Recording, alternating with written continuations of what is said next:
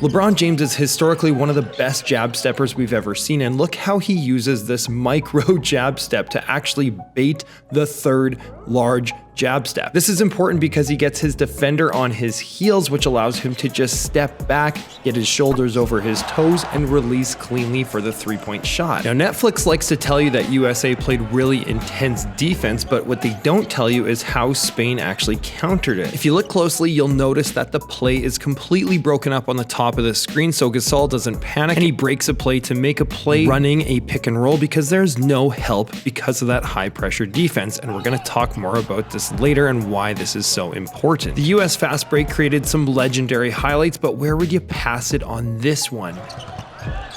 Ricky Rubio sneaks a peek to his left to make sure that he has a trail in this situation, and then he brings the ball wisely up the middle to split his two offensive players and drops one of the, can I say sexiest passes I've seen on this channel in a while. Part of Spain's game plan was to take Kobe out by fronting him in the post, so you get a rotation behind by Gasol, which leaves a wide open Carmelo Anthony on the wing. Spain is actually even more tactical than the States because they just don't quite have the skill individually. In this example, you can see them drawing the double team, passing out of it, and forcing a tough decision on the inside of who to guard. Gasol wisely uses his eyes to completely influence the defender and find his wide open man. Spain absolutely plays beautiful tactical basketball, and on this play here, you're going to once again see a screen that's set very hard by Gasol, which gets the defense to adjust, and you get a seal on the inside. Spain rotates the ball up high to get a better angle and quickly make that pass inside for the white boy alley-oop. Immediately, you get the States playing to their tactics, pushing the ball up, right, left, Euro step. Notice how Chris Paul really sold that right-handed layup and then crossed over to his left. Netflix won't talk about this, but Dwayne Wade was actually the one putting an insane amount of pressure against the Spanish team. Obviously, this clip of Kobe Bryant hitting Pau Gasol is going everywhere. Dwayne Wade was actually the best offensive and defensive player in this game, in my opinion. You might have noticed Alex Mumbrou waving his hands in the air, which is a new move because Dwayne Wade is sniffing that out every single time. Now, what nobody wants to talk about is how the most simple defense of all time, the 2-3 zone, actually stumped the Americans. This is a really advantageous spot to catch it, but nobody on the US team is cutting. On the flip side, when Spain gets the ball on the block, there are multiple people always cutting, and there is a sense of patience with the ball. Later on, there's some legendary tactical adjustments made by both of these teams, but first, let's just look at and appreciate the physicality of this game, and this is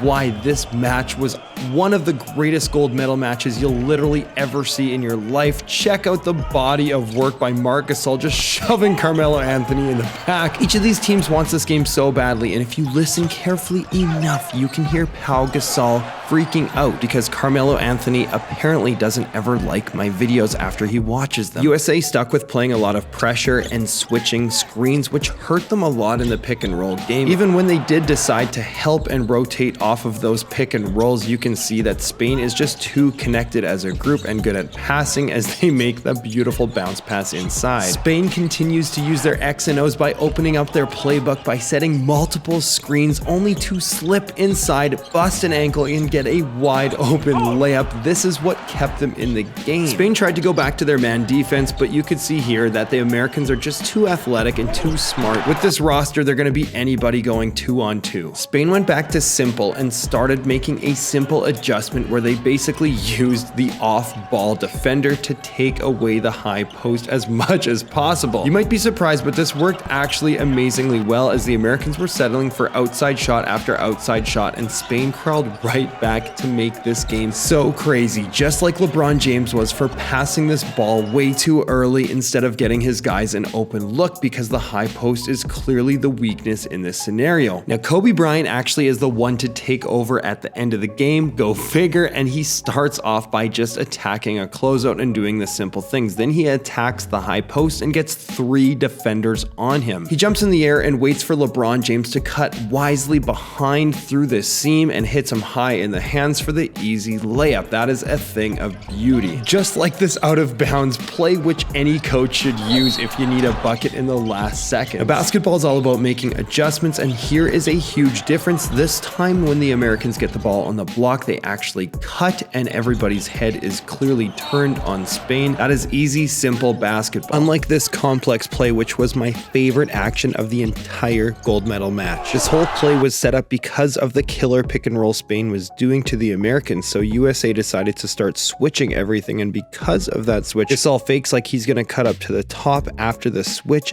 cuts back, and that is a beautiful alley-oop play. Spain makes one terrible error defensively here at a crucial point in the game as they double team Deron Williams, which forces a rotation underneath and leaves Kobe Bean Bryant open in the easiest spot to hit a jump shot. Now this game got extremely physical, even more physical than we were talking about, and it was kind of inspired by this dunk. And watch on the next play as Marc Gasol absolutely throws Chris Bosh to the floor. Now here's the most iconic shot of the match, but it very well could have turned out differently as LeBron James was wide open cutting to the basket, but Dwayne Wade kicks it out to Kobe. Remember that jab step that LeBron had at the very start?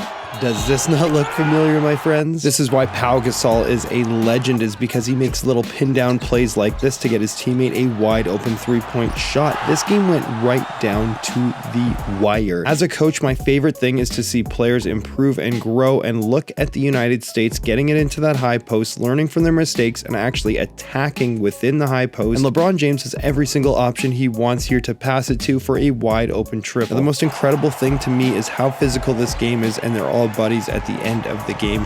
That is legendary, just like this video over here.